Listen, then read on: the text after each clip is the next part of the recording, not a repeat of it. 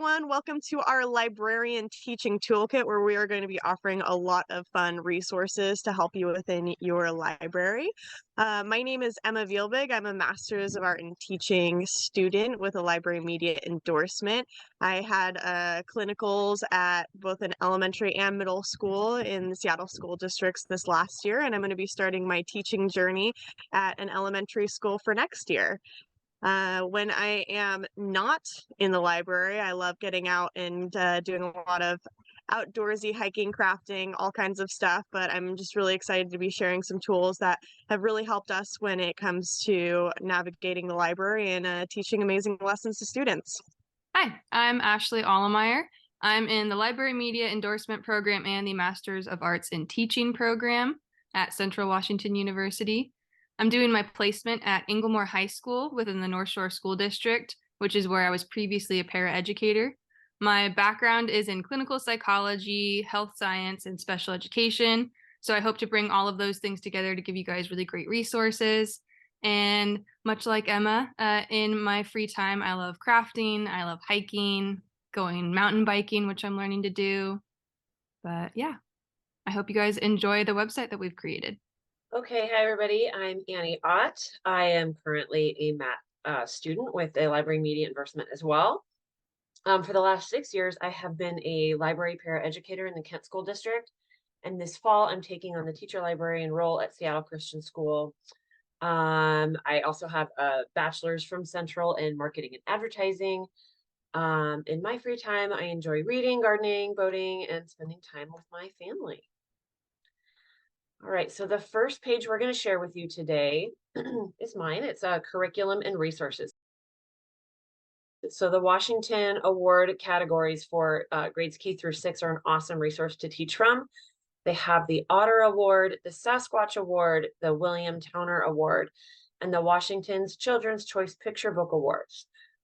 These are all great book lists to shop of for your collection. These are great to teach from. The Otter Award is, they're kind of early chapter books. They're chapter books with pictures. The Sasquatch Award is great for 4 through 6. There's a lot of fiction, and the King County Library System also pairs with this award and has their own award.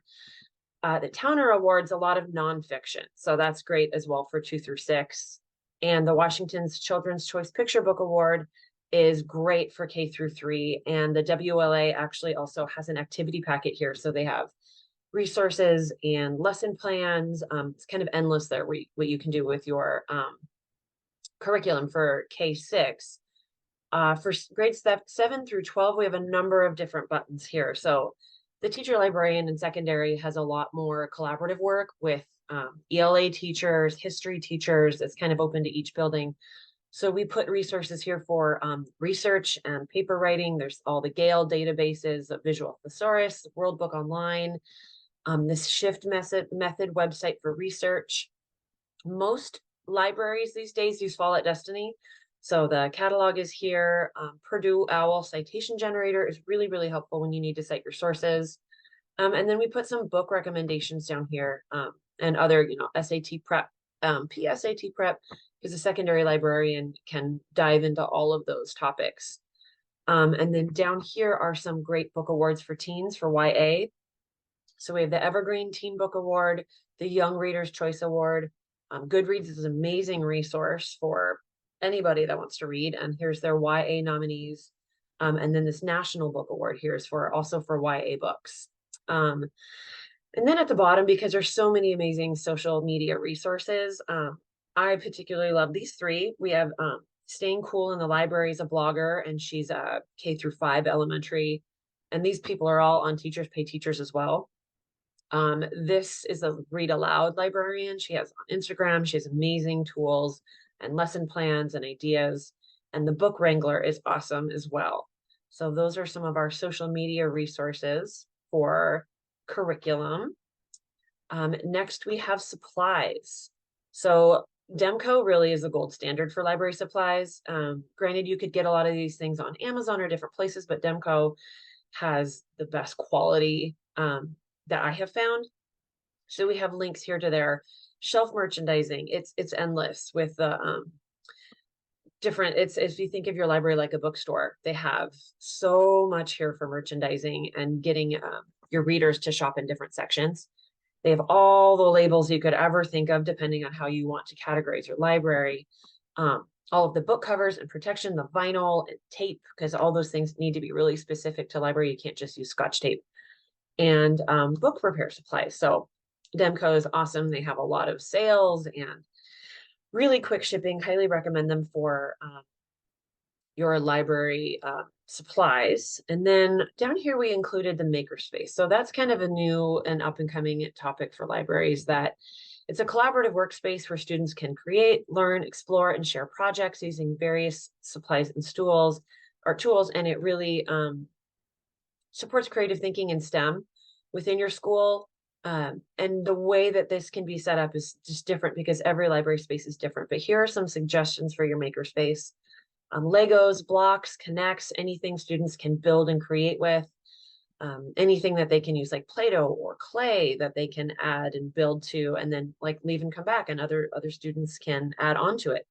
Then basic things, batteries, tape, glue, paper, scissors, and different odds and ends are fun to have out and have available in your makerspace library to let students just work with their hands and create. And below are the web resources that I use to find some of these. And of course, if you have library budget for it, you can buy makerspace packs. So there's makerspaces.com has 27 different materials and supplies and packs that you can purchase, as well as Demco. And down here is one more from EA Education for Makerspace Supplies. So they have, if you want to build your own kits or if you want to purchase them, these are all available down there. Okay, next up we have EdTech tools. All right, so I created this page, and it's a compilation of many of the tech tools that I have used, as well as many that have been suggested to me by other librarians. I've checked all of them out, but I haven't dived deep. Screencasting. My personal favorite is Loom. However, I will say that Screencastify gets the most reviews. And then I want to point out ScreenPal. A lot of you who do use screencasting within your like education, within your presentations and lessons, ScreenPal used to be called Screencast-O-Matic. You might be more familiar with that name. So I put there, just in case you weren't sure what ScreenPal was, they changed their name. They're kind of rebranding. So these are some of the best screencasting tools when you want to record your lessons. This next section, presentation, posters, and graphics, is great when you're creating your lessons or you're creating posters and graphics for the library. So Prezi is really good for creating presentations or lessons. Canva, you can do that as well, but I love to use Canva for graphics, creating posters, creating little placards. You can also create digital posters. And then the QR code generators are also really good for that. I have two options there because they're both really great.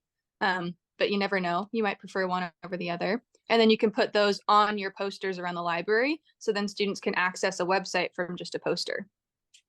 Next, I have a little bit of a chunky one here. We have interactive learning tools. There's a ton of them here because there are so many different ways that you can make your lessons interactive, gain interest from students, and gamify learning. So we have Toolkit, Jeopardy Labs, which is a personal favorite of mine. You turn your content from a unit or a lesson into a Jeopardy game, and it gamifies the learning that way. Quizlet, Flip, which is formerly Flipgrid. And then we also have Classcraft, Khan Academy, Kahoot, Nearpod, Mentimeter, Edpuzzle, Quizzes, and Book Creator. So all of those are really great ways that you can make your lessons more interactive. Next, I have this bookish section. This is where you can look for book recommendations, book blogging. Maybe you have an assignment where you want students to, review books, and so they can go and look at what reviewing books looks like, and then also create their own account and leave a review. My favorite is Library Thing. There's a lot of librarians on there, and they list like book awards and why those books are notable.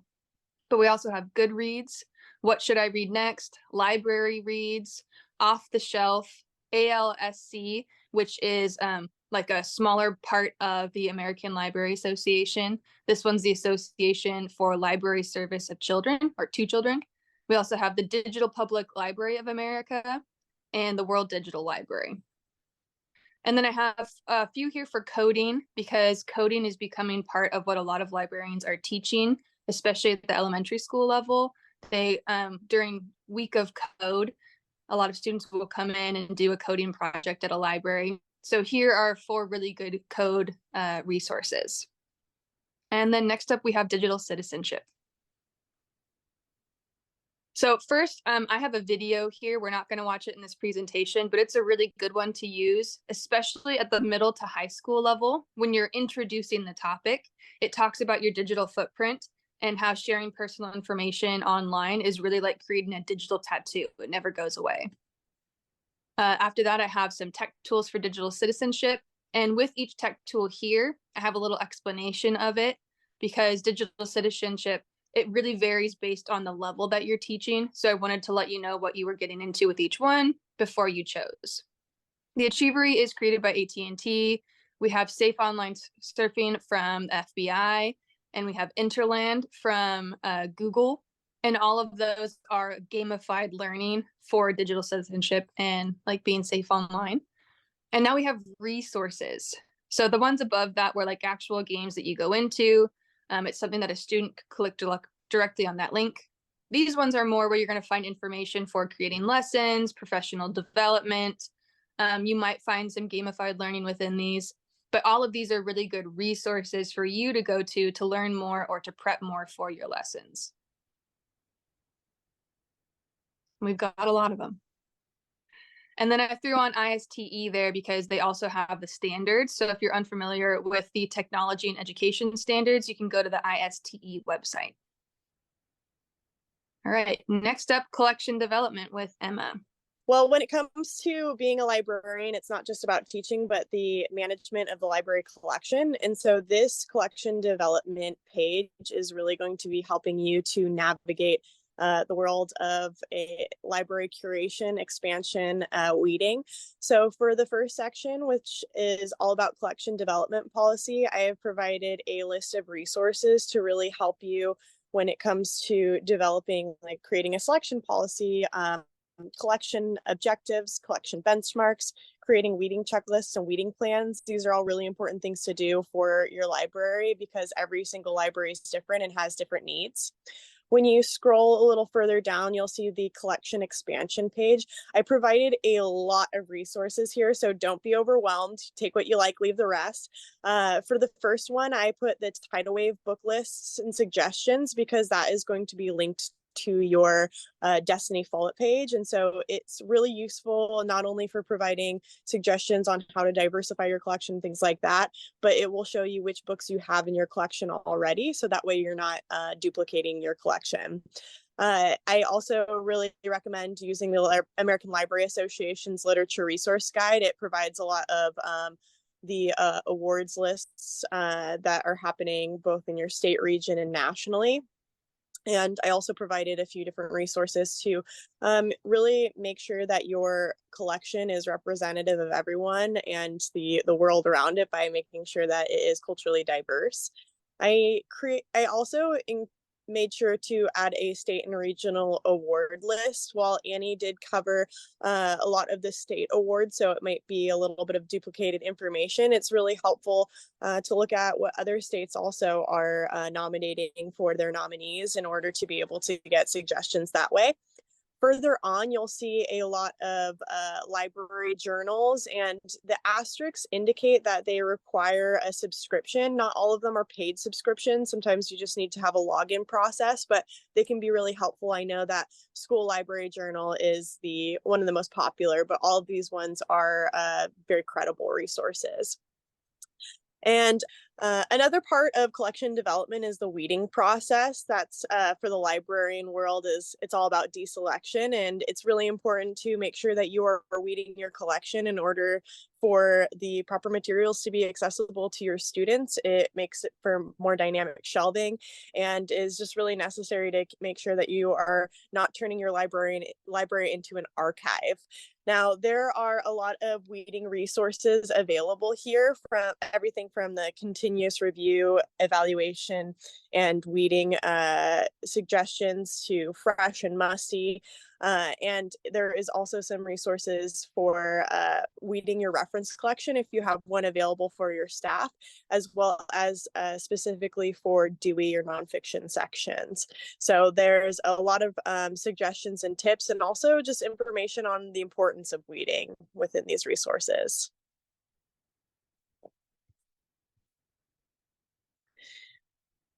All right.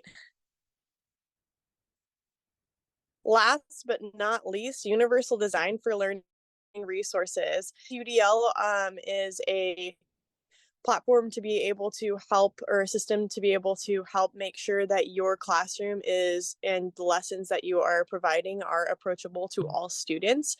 For the understanding UDL guidelines and principles section, I have included a bunch of different resources to help you better understand the framework and guidelines for universal design for learning, everything from how it breaks up into engagement, action, representation, and expression. And I've also included a couple of resources, one specifically for computer science education. So when you are teaching students digital literacy and digital citizenship, just tips and guidelines for that, as well as how to incorporate universal design for learning into library instruction specifically.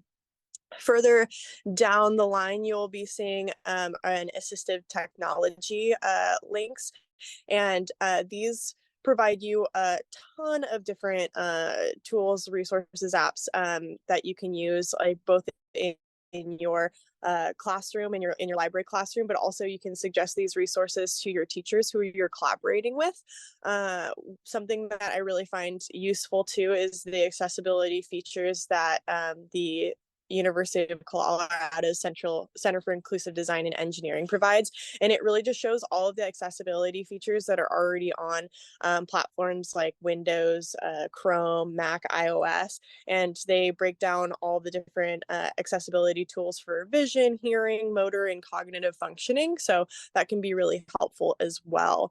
But, there's a bunch of different tools here. It's pretty expansive. Some of them might have a little bit of crossover with the EdTech tools that Ashley was suggesting, but they might go into some greater details as far as how you can use those specifically for, visual or auditory learners, things like that. So definitely browse these lists and make sure that you are staying up to date on all those awesome tools. Most of them are free, but some of them are paid resources. And then our final page is just the etc. everything else page that didn't quite fit into the categories that we created because things don't always fit in categories. So here's some other resources that we just couldn't pass up sharing with you. We have like school library displays, free images that you can use in like your library posters and your presentations. Adventures of Library Girl is kind of like a blog website, but it's from a librarian who has a lot of experience and has a lot of great things to share. And then we've got all of the typical like ALA, WLA, all of those ones. We have some specifically for cataloging right below that. If you're new to being a library like we are, you might have some cataloging questions as you go through. These are really great resources for that. I love the SLC cheat sheets. That one's really helpful. And then at the bottom, just a couple more that are really fun to use. Zotero Bib is a new like bib citing website, and I really like the interface of it. It's really fun, really easy to use. So that's another good one. Yeah. And that's our website. So I hope you guys enjoyed it. I hope that you're able to use it for some resources. We designed it for librarians, but really anyone could use it because the tools and the resources shared are helpful for lots of people.